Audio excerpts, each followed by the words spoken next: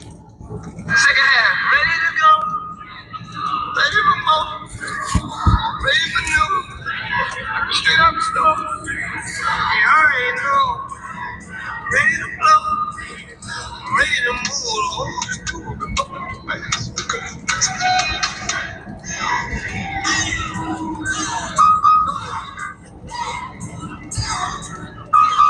You already know. Oh, do it.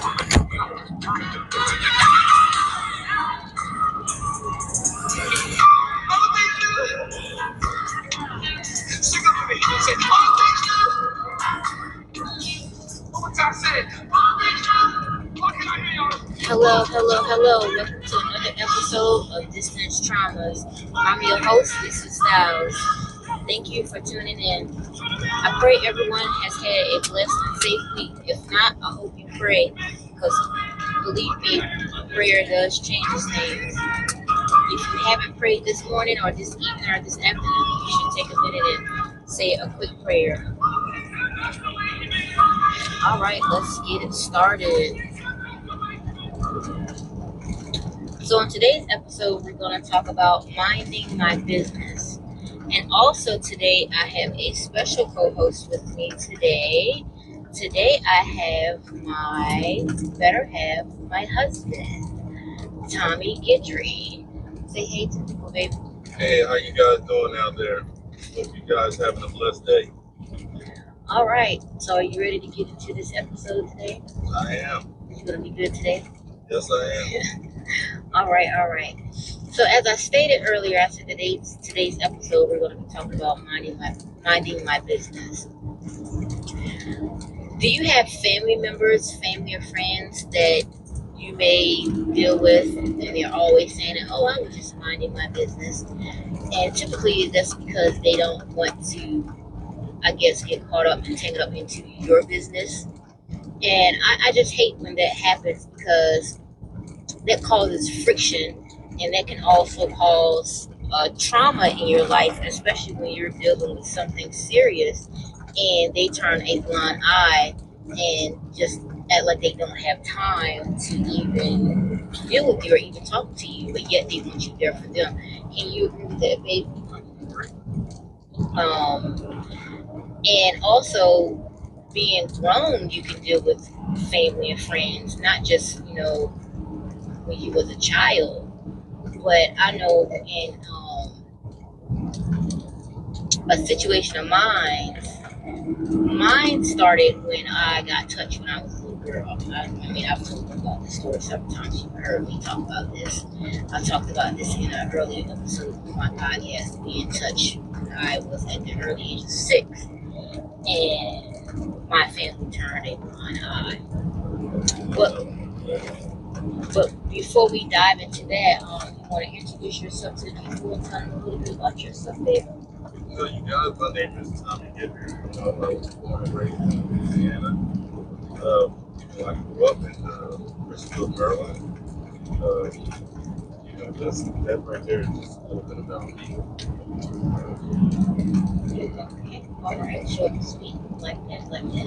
Okay, so let's get back to what I was saying, where I remember at the early age of 6 when I was touched, and everybody really turned a blind eye, but I got blamed. I'm literally still being blamed for that, which I don't understand, because I was a little girl at the age of 6. How could I, no one even came to me after that situation to even ask if I was okay, to even say, well, to have a birds and bees talk. You know how you would talk to your kids and, you explain stuff to them, especially in a situation like that, especially if you had a little girl. Wouldn't you have maybe took her to the side after everything was over and done with, and had a conversation with her and explained to her, hey, no one is supposed to be touching you here and there? Of course, and also if she came to me and approached me and told me that, somebody touched her in an inappropriate manner, I would have went and talked with that person. If it was a child, I would have involved their parents as well, even if it was a family, member, these kids, hey, we gotta come talk about this. Your kid is is being inappropriate. So Yeah. that's what I would have done. But unfortunately, the person that touched me was my first and second cousin. And after that situation happened, his mother stopped speaking to me. She literally act like she didn't want to even look at me. And my mother never had a conversation with me. My father never had a conversation with me. Not even my brothers even had a conversation with me. It's just like it never happened, but I got blamed for it. It is totally unacceptable. People have that type of conversation with her daughter, or even for your father to step in and have that conversation. That was totally unacceptable. Yeah, it really was, and I still deal with that today. But thank God I'm trying to move past it.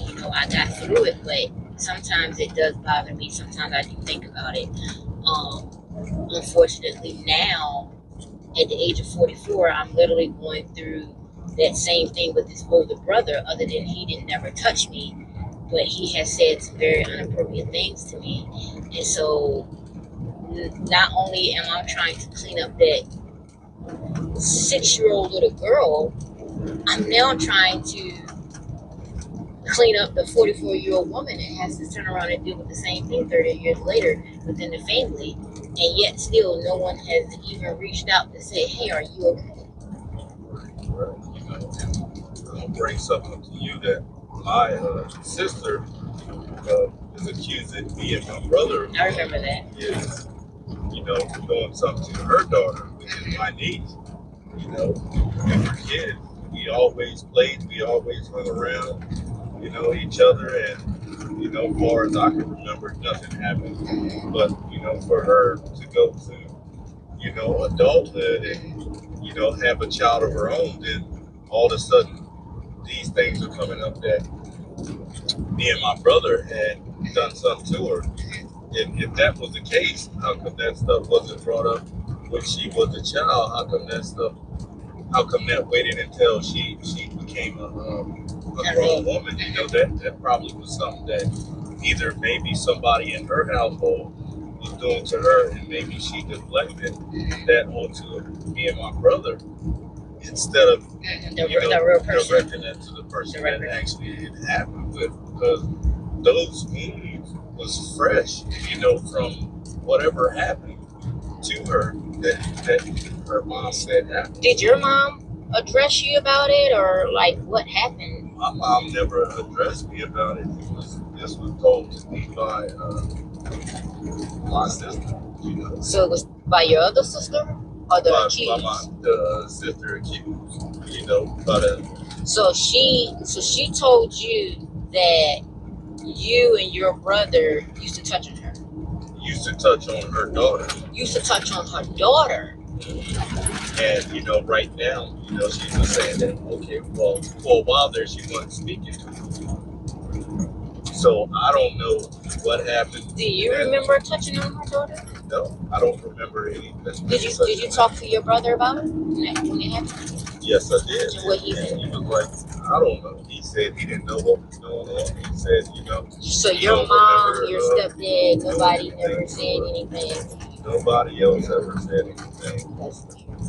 And I did ask my mom about it, and she said she did know about it. That's what Darlene had told her, but other than that, she didn't know any other So thing. Darlene had told her what her daughter had said, and that was it.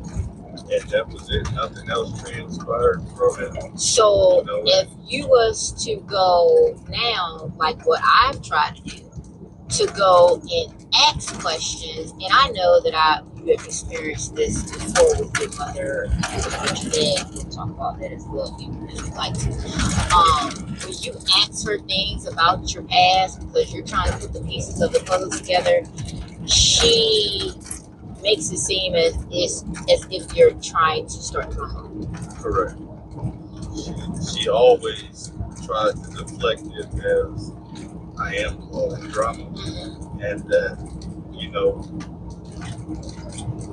I'm just bringing up stuff to continue an ongoing argument. She don't know what the issue is. But and the thing that pisses me off about that, and I hate it.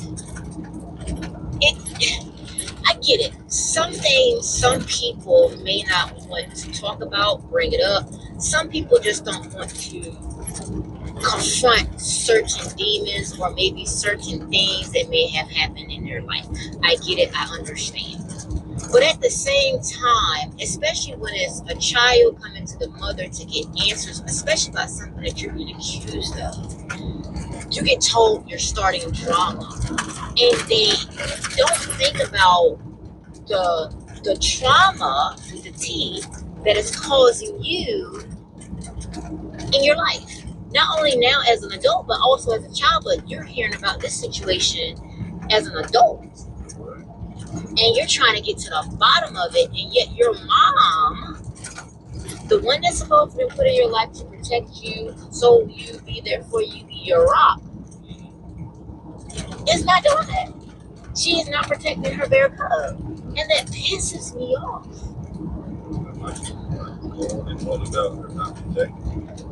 Because it's certain situations, even with my baby mother. It's like, but it's like your family.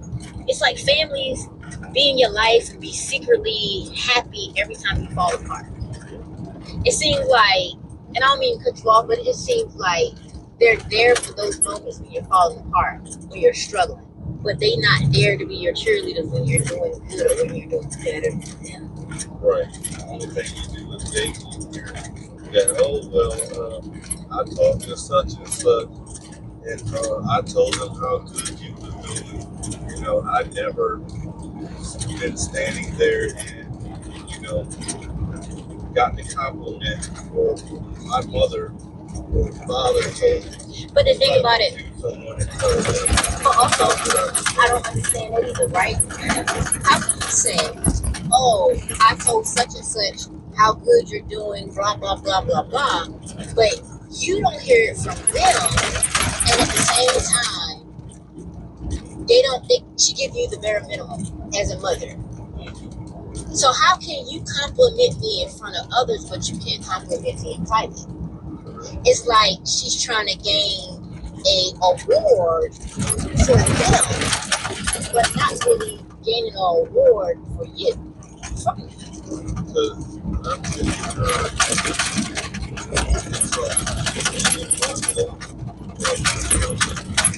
In the neighborhood, and she knows from the kids. And she always says, me and my brother, and she always just take and say, I'm proud of you. I'm glad that you're doing good in your life, and everything is going good for you. So that's about as far as compliments that I got from anybody she's spoken to. But mainly, it's from a lot of people who do know me. Say, but at the same time, she also goes around certain people and talk about you like a dog. Yeah. And she puts down your character. Because she's went around several of your family members and talked about you like a dog. Even she's talked about our marriage and talked about me. And having people looking at me a certain way, and they don't even know me, and no one in your family has given me to you. No one in your family has even really took me in as family. No. And that's also based off of things that your mom has said when you talk to her. That's correct. Because one time I remember when your mother was going to the church in Maryland, and we went to church with her, remember? And we went up to go get prayer, and in front of everybody, the pastor turns to me and my husband and says this prayer, and then says, I'm going to pray for your marriage and the things that you're going through in your marriage. I'm going to pray for your truck, I'm going to put oil on the hood of the truck. I mean, he's just saying things that I look at you look at me like, what the fuck? Like, how he know about this? Right. And it only had to come from one person, your mom. That was, too much information for him to get, and he doesn't even know who I am or know you. And for him to be wanting to bring on my truck. I get it. You know, passengers, they get excited sometimes and they want to, go above and beyond. But, if you don't know me, don't call me out in front of, your congregation because it's my first time coming to your church. And I want to feel welcome on the first go around. But then, go to doing all that other stuff once you get to know me and knowing of my wife and who we are, not just going off of things that, is told to you. So, that's what I got. Yeah. It's like there isn't no pain like family pain. Like, and someone seeing you go through hell and they can only say, oh, I was just minding my business. But yet you see them be there for other people and knowingly know that those people don't care a rat's ass about them. It's like, I think that's the worst pain ever. Like, for an example, when I was married to my first husband and I started introducing him to everybody, come to find out he was my stepmom's cousin. And no one, well, only one person came to me and told me some things that I needed to know about him, and that was his baby mother. And I appreciate her for doing that. But everybody else, nobody came to say, hey, Lisa, I don't think this is a good idea to be dating him because he's a little Looney Tune, blah, blah, blah. They waited until after I went through hell and back twice and 3 times on the road to come to me to tell me that he was loonier than a Looney Tune. Like, I went through hell and high water. My hair started falling out. I was losing weight. This boy tried to kill me twice. This boy climbed up in the tree, stalked me for 2 weeks. He kidnapped my dog. Like, I went through so much with this boy. This boy, less than, not even, man, he was like not even less than, I would say 6 months. He had another girl pregnant because me and him had tried to have a baby. Like, we was literally trying to have a baby, and sometimes you sit back and you're like, God, why this, why that, why couldn't this happen, why couldn't that happen? But I thank God I didn't get pregnant because I would have been stuck with one of his egg-headed ass little kids. Yes, and I didn't realize that.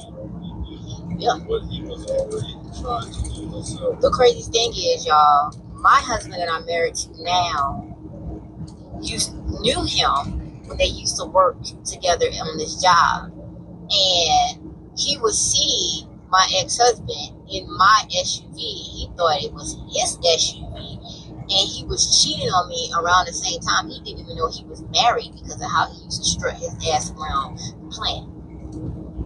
And just so happened I'm married to my new husband. This did not know he was married. I just seen the vehicle with your son's name on it. And at the time, I didn't know that was your son's name. I just thought that was a vehicle that he had with that name. And we didn't hang out. We just spoke. We talked. That bit of a few times. Other than that, we just had like more of a work relationship, and that was that. But you thought he was a single man, huh? And the lady that he was cheating on me with, she was a whole crackhead. A whole crackhead. But it's like nobody wanted to tell me before. Like, anybody could have picked up on the call and told me because the area that we was living in was so damn small. Everybody knew everybody. Everybody knew everybody's business. So somebody could have told me. Somebody could have warned me, but nobody didn't. I had to find out for myself. It was like I was dating Satan's son. Right, and at that time when you was married to him, and I seen him messing with the lady at the time, which was our supervisor, and I had no clue. I thought that was the person he was talking to, or he was involved with, or just maybe that he was just kicking it, but I didn't know that was the person who he was messing around with. Yep. And he had a whole wife at home. Yep. But another situation where I'm just all over the place with this situation is when I just found out what, going on what, 8 months now, maybe. About 8 months, six to 8 months, or whatever. My niece had popped up from under a rock into my life. You know how that situation was with my niece. That's my oldest brother's daughter. I spoke about her as well in a prior episode. But she wasn't supposed to tell me, but she slipped up and told me. You know, sometimes God makes you talk a lot, because you know people that talk a lot that tend to tell on themselves. And she told me my mother was teaching my son how to put witchcraft on me. And out of nowhere, her dad wanted to speak to me. Now, I ain't talked to her dad in almost 10 years. And so, you know, I was like, okay. Only reason why I wanted to talk to him is because I wanted one answer to be answered. I mean, one question to be answered. Did he know that my mom was teaching my son to put witchcraft on me? That's all I wanted to know. So when we finally got on the phone to talk, he acts like we ain't had no problem. He literally told me that. He said, yeah, we good. We don't have no problem. I said, we don't? So I raised up. I'm like, we don't have no issues. He was like, no, not to my knowledge. We don't have no issues. I said, really? I said, so then he said, well, how is everything going in Atlanta? I said, what? He asked me again. He said, how's everything going in Atlanta? He said, is everything good? You know, excuse me. He said, you ain't had nothing going on, nothing bad happening? And I'm like, what the fuck? I'm like, nah, am I supposed to? And I'm like, I said to myself, said, why he asked me that out of anything he could have asked me out of almost not talking to me in 10 years? That's what you were asking me, like, how is everything going in Atlanta? Has anything bad happened? So then I sat back, I said, okay, my next question is I'm going to ask him about this witchcraft. So I said, well, let me ask you a question, bro. Now, you said that we don't have no problems, that I ain't do nothing to you and you ain't do nothing to me, right? He said, yeah. I said, so, and we ain't talked in almost 10 years, right? He said, yeah.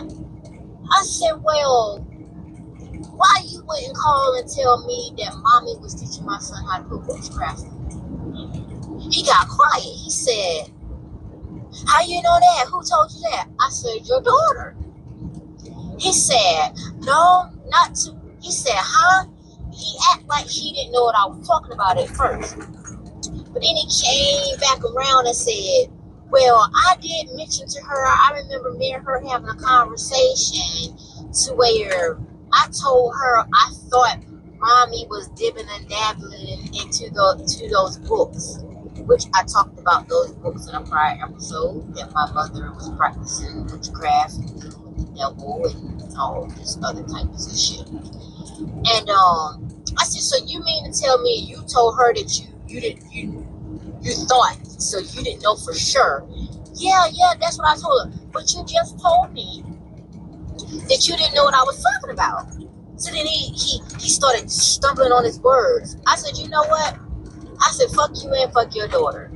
I said, because ain't shit changed about you. I said, how you want to sit up here and going to say that we good, we don't have no problems, but you wouldn't pick up the phone or send a message in a bottle with a genie, a hawk, a bird, a beep beep, a toot toot, or nothing to tell me that mommy was teaching my son how to put witchcraft on me, and you know of all people that this shit is real because you've seen it with your own eyes, and you know that our step grandmother had roots put on her and our aunt had roots put on her, and you know your friend had roots put on him. I said, but you didn't think to call me and tell me that, but you said we good though, right?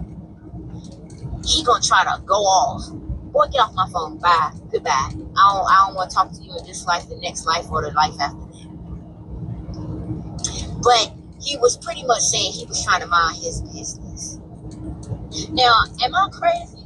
You're not crazy because, you know, him withholding that information, if y'all don't have a problem, and him not calling you just to tell you that, you know, that seems like, you know, either he was in on it or he didn't care enough.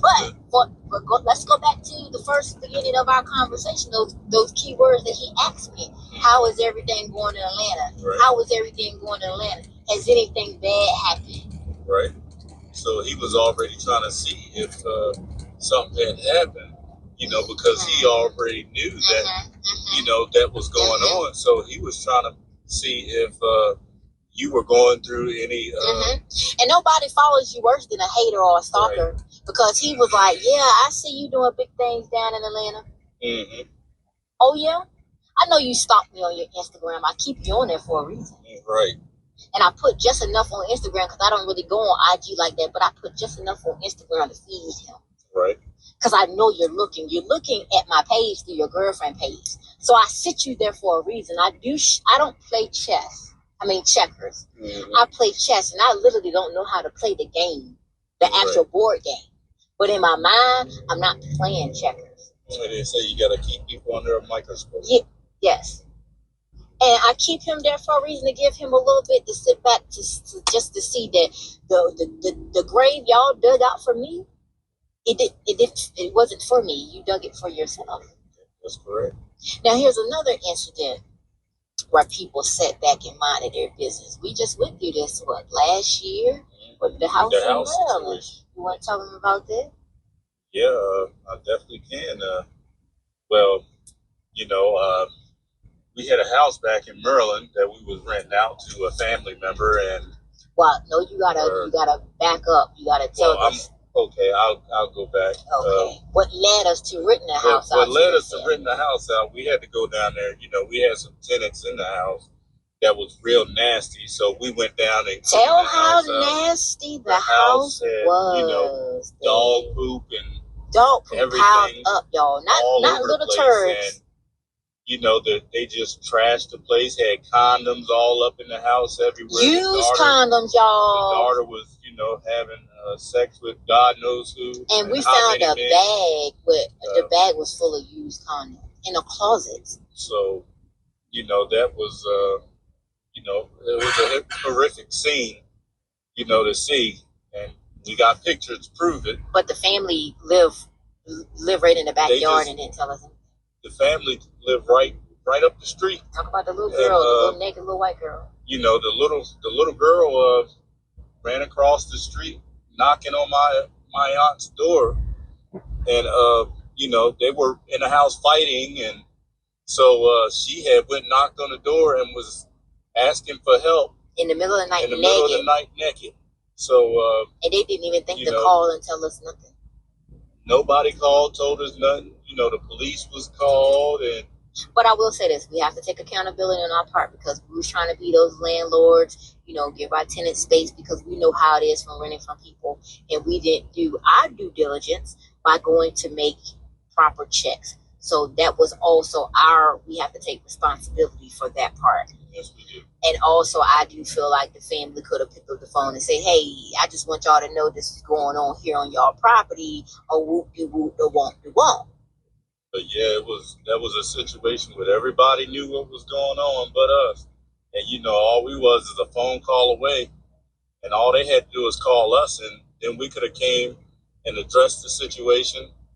Either came down or called the people, spoke with them verbally when the situation happened, not wait till the last minute to tell somebody after the situation had happened and everything's over with. Now they want to tell everything. We got somebody else that moved in the house that was her girlfriend, and now she's living there, and the girl that actually is renting the house, she's gone. Left. So, and you know, it's just a whole big we went mess. Back to their house, it was so much stuff. They had made a cat museum or a cat mansion. They had detergent boxes cut and bottles cut, stacked up in a corner. We went upstairs. They had a dog cage, and I told them not to have the big dog in the house, but they did it anyway. Like I said, we didn't go do our checks like we were supposed to. If we did, we could have caught this and nipped it in the butt. But we had saw it escalating. But my husband wanted to be nice and say, oh, let's not say anything, which we was pre-warned not to rent our property to them because they was nasty people. But we try to give people the benefit of the doubt, because we know how the world is. and we tried to be lenient. We went on and did it anyway. It wasn't like we was hurting for the money. We just tried to be nice, right, babe? Correct. And I mean, the dog cage upstairs, when we moved that dog cage, it was shit on top of shit on top of shit. It was high as this damn Mount Everest. The stench in that house kicked us in our nose like it was Hong Kong food. It didn't make any sense. The refrigerator was filled up with maggots and just why would somebody leave someone's house in that way? Like, you was just renting the house. You didn't own the house. You was a renter. It was dog poo in a pan on the stove. Then I guess they got mad because we told them they had to get out. They stuffed the toilet with bills, I guess, to try to clog up the toilet or whatever. But we got the house all cleaned up, and I'm just saying, like, I think the family could have said something. They could. It took us about it only took us a day to clean out all the mess and pretty much get the house back in shape enough to be lived in. And pretty much the next day, we went out and got a few things that we needed to fix the house back how it was. And just that them people just didn't want to care, how they left that house when they did. But if there's a second part to this story that we're going to talk about on another episode, we're going to save it for that. The person that we ended up letting move in the house after we got cleaning up and was there and knew the situation. We ain't going to talk about that because that's going to be, in the topic on another episode. Yeah.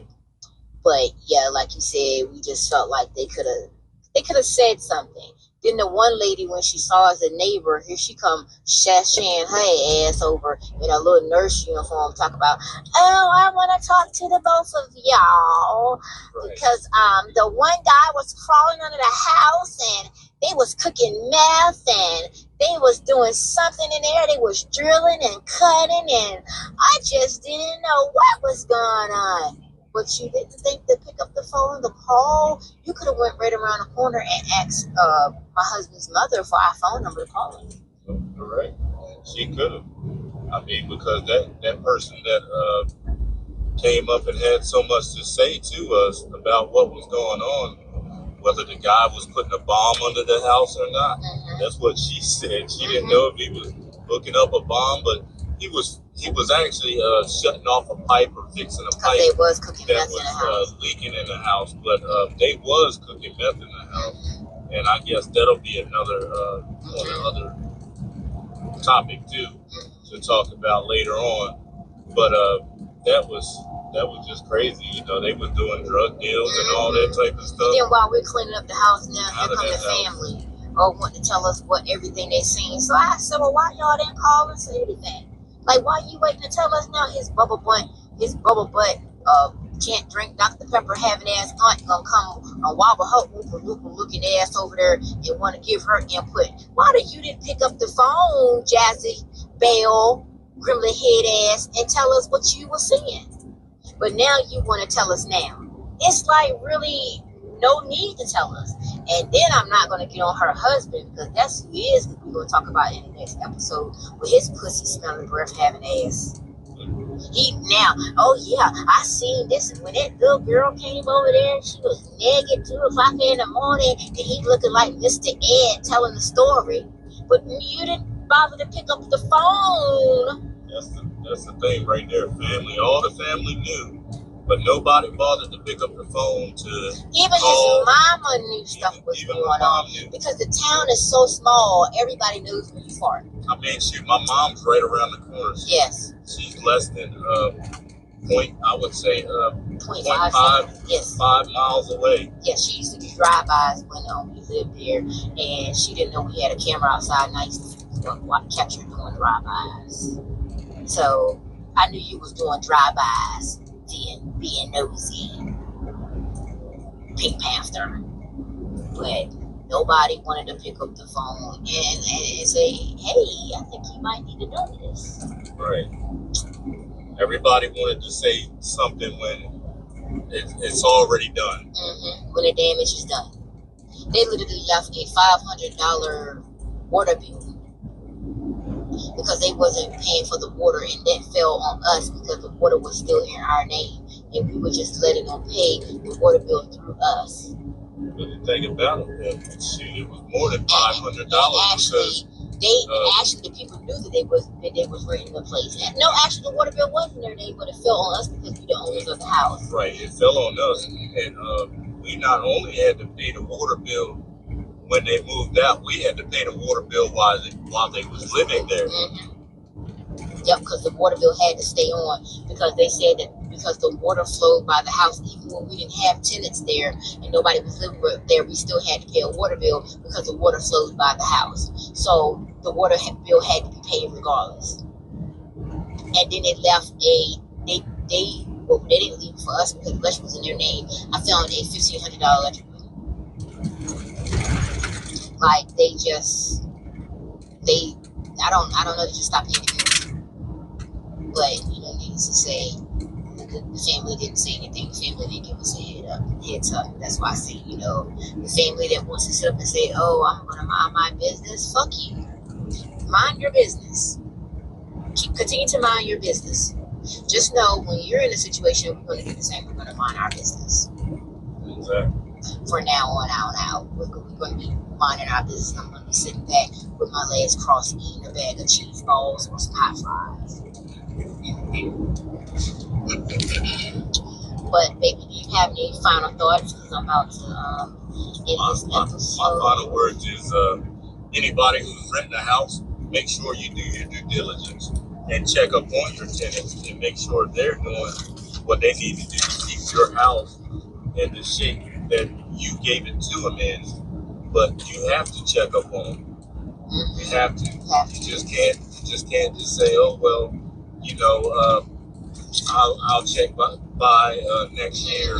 Or try to give them the benefit of the doubt. Just try to give them the benefit of the doubt. Go by and check it out, because I know you guys watch TikTok and YouTube or whatever. You seeing all those people with houses with stuff that's been that's been damaged, but that's those people doing the same thing that we did. We didn't do our due diligence, and those people are doing their due diligence neither. So if you are a renter or a landlord, make sure you go by and do what you need to do to secure your assets. I agree.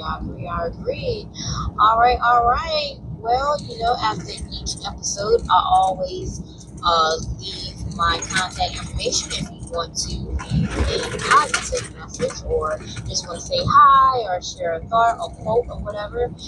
You can email me at distanttraumas with the S podcast at gmail.com. That's distanttraumas with the S podcast at gmail.com. And after each episode, I always end in a Bible verse. Luke 8:17. For nothing is hidden that will not be made manifest, nor is anything secret that will not be known and come to light. All right, until next time, I hope everyone pray and be great and be blessed. Bye.